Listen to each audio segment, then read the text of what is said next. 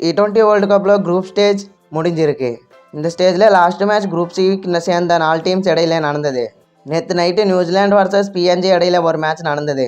அப்படியே மார்னிங் பார்த்தோன்னா west Indies versus Afghanistan இடையில லாஸ்ட் மேட்ச் நடந்தது.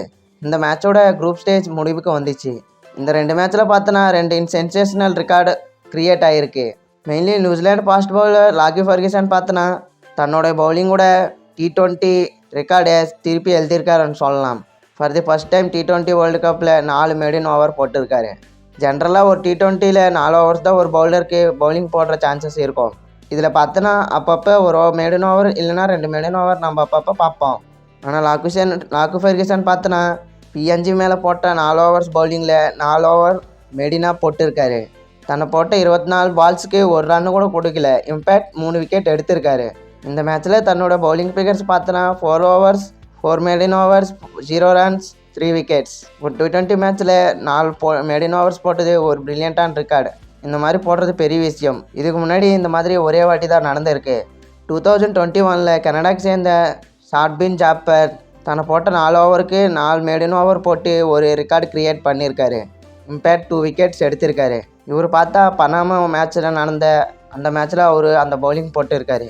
அந்த ரெக்கார்டு லாக்கி ஃபர்கியூசன் பிரேக் பண்ணியிருக்காரு. இந்த T20 வேர்ல்டு கப்பில் தன்னை போட்ட 4 ஓவருக்கு 4 மெடின் ஓவர் போடாமல் ஜாப்பரோட ஒரு விக்கெட் அதிகமாக எடுத்திருக்காரு.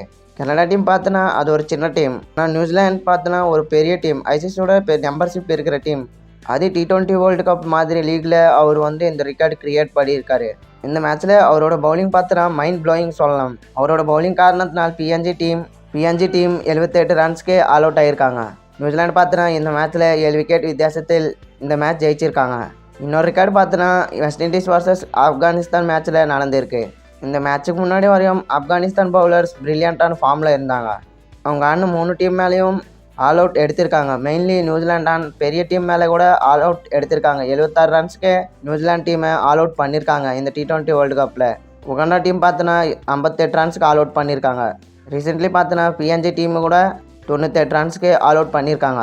பட் வெஸ்ட் இண்டீஸ் மேட்ச்சில் Afghanistan bowlers Nicholas Pooran tsunami innings காரணத்தினால் ஆப்கானிஸ்தான் பவுலர்ஸ் ஒரு மினிமம் பர்ஃபார்மன்ஸ் கூட இந்த மேட்ச்சில் கொடுக்க முடியாமல் போயிருக்கு.